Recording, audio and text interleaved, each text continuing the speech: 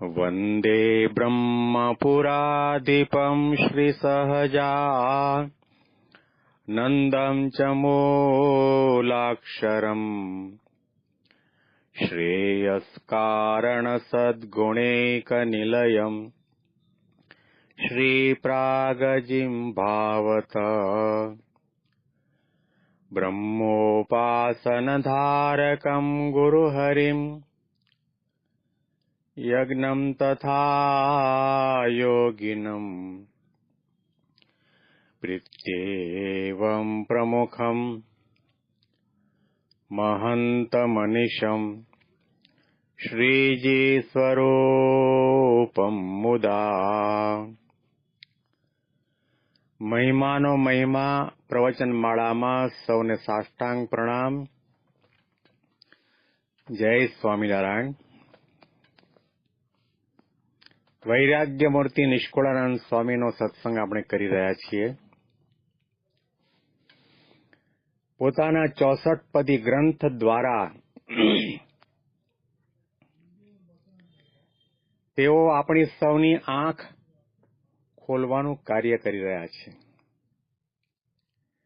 આપણા જેવા હજારો લાખો લોકો જે સૂતા છે, અજ્ઞાન રૂપી નિદ્રાની અંદર છે, એમાંથી જગાડવાનું કાર્ય કરી રહ્યા છે. આદિ અનાદિકાળથી જીવાત્મા આ ભટકતો આવ્યો છે. એને અટકતો કરવાનું કામ, ઉભો રાખવાનું કામ, સ્થિર કરવાનું કામ, સાચી દિશા બતાવવાનું કામ 64 પદી દ્વારા વૈરાગ્યમૂર્તિ નિષ્કુળાનંદ સ્વામી કરી રહ્યા છે. એમને ખૂબ વેદના છે, દર્દ છે, કારણ કે સંત હૃદય છે અને પોતાને પ્રગટ પુરુષોત્તમ નારાયણ ભગવાન સહજાનંદ સ્વામીની પ્રાપ્તિ થઈ છે, એનો મહિમા સમજાયો છે, એની કૃપા દ્રષ્ટિને આશીર્વાદ પ્રાપ્ત કર્યા છે, એના હૈયાની અંદર ભગવાન પુરુષોત્તમ નારાયણને વિશેની દ્રઢ ભક્તિની ઉપાસના છે, વૈરાગ્ય વણાયેલો છે અને ભગવાનનો આનંદ પોતે માણી રહ્યા છે. એટલા માટે પોતાની નજરની સામે જે કોઈ દેખાય છે કે જે લોકો ભગવાનમાં માનતા નથી, ભગવાનની નિરાકાર સમજે છે, ભગવાનની આજ્ઞાનું પાલન કરતા નથી, દેહાભિમાન અને સ્વભાવયુક્ત જીવન જીવે છે, નિયમ ધર્મનું ઉલ્લંઘન કરીને સ્વચ્છંદી જીવન જીવે છે, પોતાની માનવતાનો, ઇન્સાનિયતનો ત્યાગ કરીને પશુથી પણ હલકું જીવન જીવી રહ્યા છે. અને જેને ભગવાનમાં શ્રદ્ધા નથી, વિશ્વાસ નથી, સંતોમાં વિશ્વાસ નથી, વચનમાં વિશ્વાસ નથી, મંદિરમાં, મૂર્તિમાં અને શાસ્ત્રોમાં વિશ્વાસ નથી, અને કદાચ એવા માણસો દુનિયાની દ્રષ્ટિએ જીવતા હોય છતાં પણ નિષ્કુળાનંદ સ્વામી કહે છે એ મરેલા છે, એ મળદા છે. માત્ર એને અગ્નિ સંસ્કાર કરવાનો બાકી છે. જીવતા હોવા છતાં પણ, સત્તા ભોગવતા હોવા છતાં પણ, વિષયોનો ઉપભોગ કરતા હોવા છતાં પણ, મોટા મોટા બંગલાની અંદર આળોડતા હોવા છતાં પણ, સોનાની થાળીમાં જમતા હોય છતાં પણ એ તમામ લોકો મરેલા છે. અને એટલા માટે હવે આપણે 64 પદીના 43મા પદમાં પ્રવેશ કરી રહ્યા છીએ અને સમજાવી રહ્યા છીએ સ્વામી. કેશો હરે ફરે નર આપ, મુઓ તેને કેમ કહીએ રે. કેટલાક એમ કહે છે કે આ તો માણસ હરે છે, ફરે છે, ખાય છે, પીએ છે, આનંદ કિલોલ કરે છે, એને મરેલો કેમ કેવો. કેશો હરે ફરે નર આપ, મુઓ તેને કેમ કહીએ રે. તે તો પૂંછ હલાવે છે સાપ, ઘડી વાર જીવ ગયે રે. પણ પંડમાં એ નથી પ્રાણ, જરૂર જાણી લેજો રે જોઈ એના અંગના એ ધાણ, પછી ડરી દૂર રે જોરે, કાપ્યું તરું કાઢે છે કુંપળ, સરે પણ સૂકી જાશે રે, તેમ નર કરે કોટી કળ, અંતે તેવું ઘાડું થાશે રે, કહો કપટ કેટલા દાન, નરએહ રાખી રહેશે રે, કહે નિષ્કુળાનંદ સહુજન, જેમ હશે તેમ કહેશે રે. ભગવાન અને સંતની દ્રષ્ટિની અંદર બુદ્ધિશાળી કોણ છે? જો પોતાના આત્માનું કલ્યાણનું જતન કરે, ભગવાનને ઓળખે, ભગવાનના માર્ગે ચાલે, માનવતાના નોરમાં વર્તે, આત્માનો વિચાર કરે, પરમાત્માનો વિચાર કરે અને કંઈક સત્કર્મનું કાર્ય કરે, તો સમજવું કે એ માણસ જીવતો છે, એ બુદ્ધિશાળી છે. આવો મહામોંઘો મનુષ્ય દેહ મળ્યા પછી પણ જે ભગવાનને ભૂલી જાય, ધર્મને ભૂલી જાય, પોતાના કર્તવ્યને ભૂલી જાય, પોતાની માનવતાને ભૂલી જાય, પોતાના સદાચારને ભૂલી જાય અને અવળા માર્ગે ચાલે, અધર્મનું આચરણ કરે, અનીતિનું આચરણ કરે અને અભદ્ર રીતે વર્તન કરતો હોય, એ પછી ઉજળા કપડાં પહેરીને ફરતો હોય, મોટી સત્તાની ગાદી ઉપર બેઠો હોય, લોકો એને માનતા પૂજતા હોય, તો પણ ભગવાનની નજરની અંદર એ બુદ્ધિશાળી નથી, જીવતો નથી, મરેલો છે.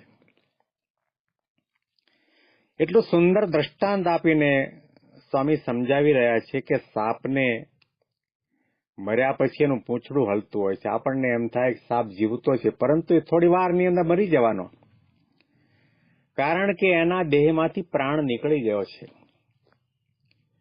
મનુષ્યનો પ્રાણ એ શ્વાસ લેવો એટલું જ નથી, મનુષ્યનો પ્રાણ ધર્મ છે, મનુષ્યનો પ્રાણ આત્મા છે, મનુષ્યનો પ્રાણ ભગવાનના વિશેની શ્રદ્ધા છે, ભક્તિ છે, નિષ્ઠા છે, ભગવાનની આજ્ઞાનું પાલન છે, ભગવાનની મરજી પ્રમાણેનું વર્તન છે, એ સમજવું કે પ્રાણ છે.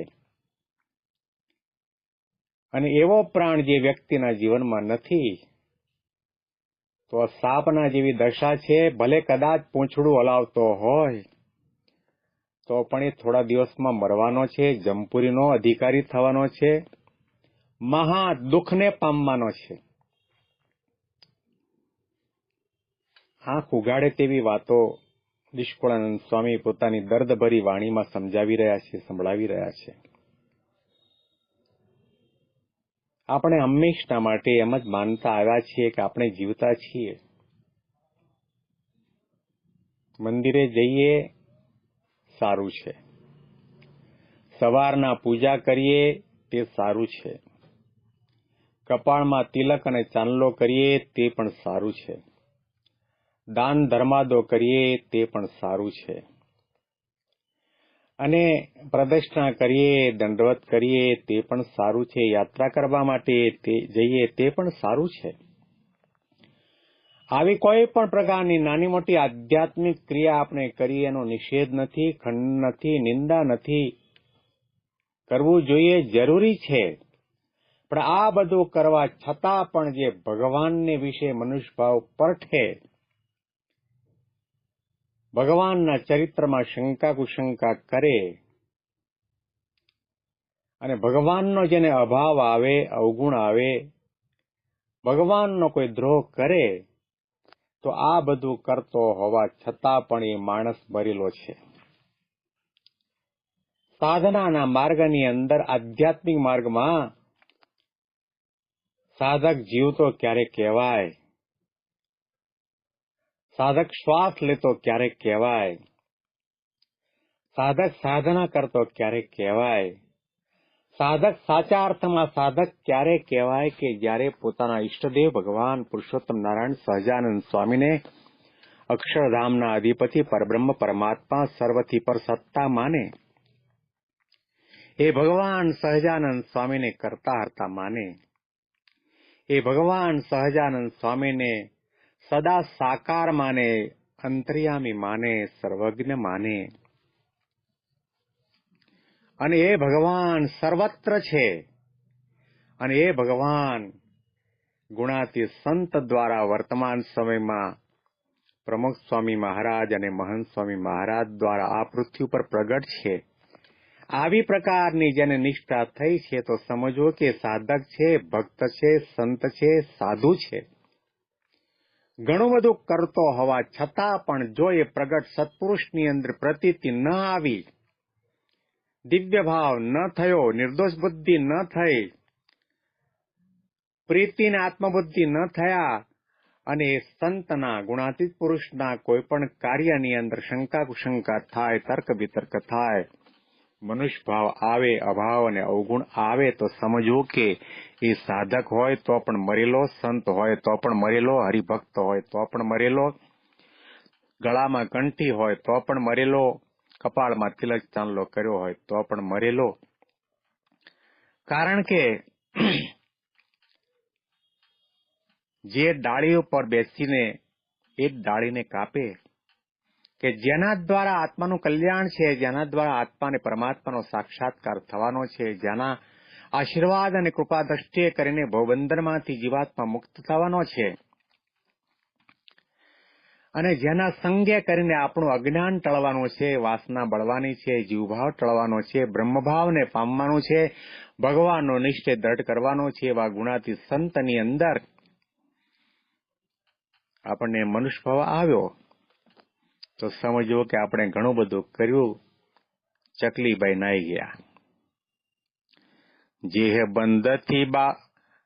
જે બારણેથી બંધ છોટીએ, નિષ્કુળાનંદ સ્વામી, જેહ બારણેથી બંધ છોટીએ, તે બંધન કરીએ બારણું, જેના આધારે જીવીએ, તેનું ન કરીએ મારણું.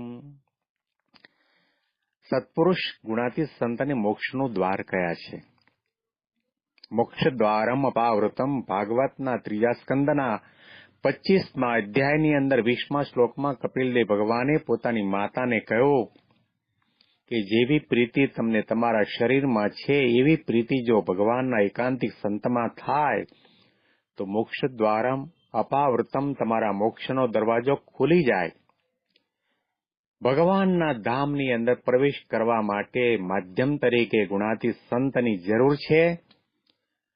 એ બારણેથી આપણે બંધનમાંથી મુક્ત થઈ શકીએ એમ છીએ, અને એ બંધન કરીએ બારણું, અને એની અંદર જ આપણે એ બારણું બંધ કરીને વીરો લોક લગાવી દઈએ તો પછી કોઈ દિવસ બંધનમાંથી મુક્ત થઈ શકાય નહીં, ભવફેરા મટે નહીં, જન્મ મરણની અંદર ભટકવું જ પડે. જેના આધારે જીવીએ તેનું ન કરીએ મારણું. આપણે સજીવન તો ત્યારે જ થવાના, કારણ કે આ ગુણાતીત સંતની પાસે એની જબાનમાં, એના નેત્રમાં, એના જીવનની અંદર, એની તમામ ક્રિયાની અંદર સંજીવની છે. ભગવાન સાક્ષાત પુરુષોત્તમ નારાયણ મહંત સ્વામી મહારાજના રોમે રોમની અંદર પ્રગટ બિરાજમાન છે. એના આધારે જ આપણે મળદા છીએ, જીવતા થવાના, સજીવન થવાના, સાચા મનુષ્ય બનવાના, સાચા ભક્ત બનવાના, સાચા એકાંતિક બનવાના, ગુણાતીત ભાવને પામવાના, ભગવાનના ધામના અધિકારી થવાના.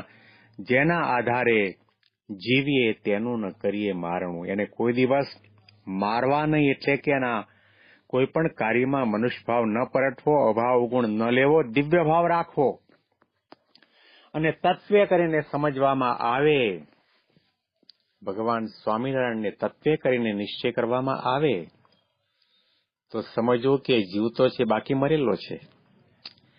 આ થોડો અંતરદ્રષ્ટિનો વિષય છે, થોડો ઊંડાણમાં જવાની જરૂર છે. નિષ્કુળાનંદ સ્વામી આના સંદર્ભની અંદર જ આપણને સમજાવી રહ્યા છે કે ભગવાન મળ્યા પછી પણ ભગવાનમાં જોડાય નહીં, ભગવાનના માટે જીવે નહીં, ભગવાનને નિહાળે નહીં, ભગવાનની આજ્ઞા પ્રમાણે વર્તે નહીં, ભગવાનને રાજી કરવા માટેની સાધના, સત્સંગ, સેવા, ભક્તિ ન કરે, તો ભગવા કપડાં પહેરીને બેઠો હોય ને તો પણ મળદું છે. વ્યાસપીઠ ઉપર બેસીને પણ, ભગવા કપડાં પહેરીને પણ, શાસ્ત્રોના ઊંડા અભ્યાસ કરીને પણ પારાયણ કરતો હોય, હજારો માણસોને સભામાં ડોલાવતો હોય, મોટી મોટી વાતો કરતો હોય, પરંતુ ભગવાનનું ખંડન કરતો હોય, આવા ભગવાનના અખંડ ધારક સંતના કાર્યનું ખંડન કરતો હોય, સંતના અમહિમાની વાતો કરતો હોય, અભાવ અવગુણની વાતો કરતો હોય, તો વ્યાસપીઠ ઉપર બેઠેલો સાધુ પણ કેવો છે? મળદું છે. થોડી સાંભળતા આપણને કઠણ પડશે. આ વિવેચન સાંભળતા સમજતા થોડી વાર પણ લાગશે, પણ સત્ય હકીકત છે.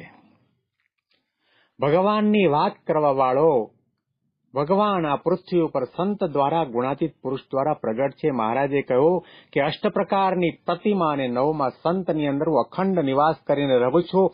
એવા સંતનું જો ખંડન કરે કે વિમુખ છે, બંડિયા છે, કાઢી મૂકેલા છે, મૂળ સંપ્રદાયના નથી, આવી પ્રકારના શબ્દો ઉચ્ચારતા હોય વ્યાસપીઠ ઉપર બેસીને, તો સમજવું કે સાધુ તો નથી, વિદ્વાન તો નથી, એ જ્ઞાની તો નથી, એ માણસ પણ નથી. જો ખરેખર ભગવાનનો સાચો ભક્ત હોય, ભગવાનનો મહિમા સમજાયો હોય, તો મહારાજે વચનાવૃતની અંદર કહ્યું કે કોઈ પણ દેવ દેવીને માનતો હોય અને સાચા ભાવે કરીને ભગવાનનું ભજન કરતો હોય, કીર્તન કરતો હોય, એને દેખીને રાજી થાય. હજારોની સંખ્યામાં મંદિરોનું નિર્માણ જેણે કર્યું, હજાર સાધુ જેમણે બનાવ્યા, લાખોની સંખ્યામાં જેમણે પત્રો લખ્યા અને લાખોની સંખ્યામાં ઘરોની અંદર પધરામણી કરી અને લાખો લોકોને વ્યસનથી મુક્ત કર્યા, એક ભારતીય સંસ્કૃતિને ઉજાગર જેમણે કરી છે, પ્રજ્વલિત કરી છે, અને હિન્દુ ધર્મની ધજાને દુનિયાભરની અંદર ફરકતી કરી, એવા પ્રમુખ સ્વામી જેવા સાચા સંતના માટે કોઈ ઘસાતું બોલે, એના માટે અભાવ ગુણની વાત કરે, તો કદાચ એ માણસ બહારથી ભલે જીવતો દેખાતો હોય, જ્ઞાનની વાતો કરતો હોય, પારાયણ અને પ્રવચન કરતો હોય, તો પણ મળદું છે. અને એટલા માટે નિષ્કુળાનંદ સ્વામી સમજાવે છે, પણ પંડમાય નથી પ્રાણ, જરૂર જાણી લેજો રે જોઈ એના એંગના એંધાણ, પછી ડરી દૂર રેજો રે. એવા પ્રકારના જે માણસો હોય, એ દંભ કરીને, કપટ કરીને પોતાની વાણીનો વિલાસ વહાવતા હોય અને વર્તનની અંદર શૂન્ય હોય, સાધુના કપડા ભલે પહેર્યા હોય, પરંતુ અસાધુની વાણી, એની જબાન હોય, એનો વિચાર હોય, તો સ્વામી કહે છે કે એવાથી દૂર રહેજો. કાપ્યો તરુ કાઢે છે કુપળ, સરે પણ સુખી જાશે રે. વૃક્ષને કાપી નાખ્યા પછી થોડી કુંપળ જેવું ફૂટે, પરંતુ એ મોટું વૃક્ષ નહીં થાય. તેમ નર કરે કોટી કળ, અંતે તે ઉગાડું થશે રે. દંભ કરીને, છળ પ્રપંચ કરીને, માનપાન મેળવવા માટે, પોતે સારા વક્તા છે, સારા જ્ઞાની છે, એવી પ્રકારનું લોકોને બતાવવા માટે, લોકોને ભોળવવા માટે, લોકોને છેતરવા માટે કરતા હોય, તો એનું કપટ આજે ને તો કાલે ઉઘાડું પડ્યા વગર નહીં રહે. કહો કપટ કેટલા દન નર એ રાખી રહેશે રે. કહે નિષ્કુળાનંદ સહુજન, જેમ હશે તેમ કહેશે રે. સ્વામી કહે છે અમે તો જેમ છે તેમ સાચી વાતો કહેવાના છીએ. તો આપણું હૃદય ધબકતું રહ્યું છે, ધબકતું છે. આપણે શ્વાસ લઈએ છીએ ક્યારે કહેવાય કે જ્યારે આપણને ભગવાન પુરુષોત્તમ નારાયણ સહજાનંદ સ્વામીની અંદર અનંત નિષ્ઠા થાય, પતિવ્રતાની ભક્તિ થાય,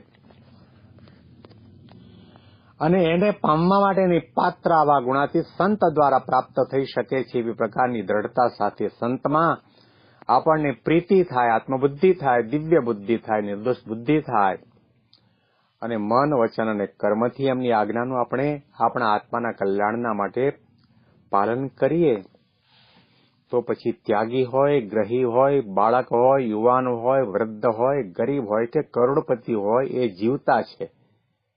અને આ પ્રકારેનું જીવન ન બન્યું અને એમાં અભાવ ગુણ જો આવ્યો, એની અંદર આપણને ઘૃણા અને તિરસ્કારની ભાવના થઈ અને મનમાં એવો ભાવ જાગ્યો કે બસ આનાથી કલ્યાણ દુનિયામાં ઘણા છે, આવી પ્રકારનો ભાવ જાગ્યો, બે પરવાઈ થઈ જવાય તો એના માટે મોટા મોટું વિઘ્ન મહારાજે વચનામૃતમાં બતાવ્યું છે. મહારાજને, ભગવાન સ્વામિનારાયણને ગુણાતીત ગુરુ પરંપરા અને વર્તમાન સમયની અંદર પ્રગટ ગુરુહરિ મહંત સ્વામી મહારાજને આપણે પ્રાર્થના કરીએ કે જીવનના છેલ્લા શ્વાસ સુધી અમે જીવતા રહીએ. અમને ક્યારેય પણ ભગવાન સહજાનંદ સ્વામીનો અભાવ ના આવે. એમના વિશેની જે નિષ્ઠા છે પરિપક્વ બનતી જાય દિવસે દિવસે, એની અંદર વધારો થતો જાય, દ્રઢતા થતી જાય. એ કરતા હરતા છે, સદા સાકાર છે, સર્વોપરી છે, અક્ષરધામના અધિપતિ છે. ગુણાતીતાનંદ સ્વામી અક્ષરબ્રહ્મનો અવતાર ભગવાન સ્વામિનારાયણ રહેવાનું ધામ છે, અનંત મુક્તોને ધરી રહ્યા છે. અને એ ગુણાતીત સંત અત્યારે પ્રમુખ સ્વામી મહારાજ અને મહંત સ્વામી મહારાજ દ્વારા પૃથ્વી પર પ્રગટ છે. આવી પ્રકારની સમજણનો શ્વાસ અમે લેતા જ રહીએ, અમારું હૃદય ધબકતું રહે અને ક્યારેય પણ આ માર્ગની અંદર મરવાનો વારો ના આવે. અને મરીએ તો આપના માટે મરીએ, ધર્મના માટે મરીએ, ભગવાનના માટે મરીએ, ગુરુના માટે મરીએ, એમને રાજી કરવા માટે મરીએ. અને અહીંયા તો કેવું છે, મરીને પણ જીવવાનો મંત્ર ભગવાને સંતે આપ્યો છે. જે મરી જાય છે ભગવાનના માટે, સંતના માટે, ધર્મના માટે, આત્મ સાક્ષાત્કારના માટે મરવું તો પડે જ છે. અને મર્યા પછી એને સાચું જીવન મળે છે. ઇન્દ્રિયો અંતકરણને મારવા પડે, મનને મારવું પડે, વાસનાને મારવી પડે, સ્વભાવ પ્રકૃતિને મારવા પડે અને ત્યાર પછી આત્મા પ્રજ્વલિત થાય છે, દેદીપ્યમાન થાય છે, બ્રહ્મરૂપ થાય છે અને ભગવાનના ધામનો અધિકારી બની જાય છે. મહિમાની વિશેષ વાતો આપણે આવતીકાલના પ્રવચનની અંદર સાંભળીશું. સૌને સાષ્ટાંગ પ્રણામ. જય સ્વામિનારાયણ.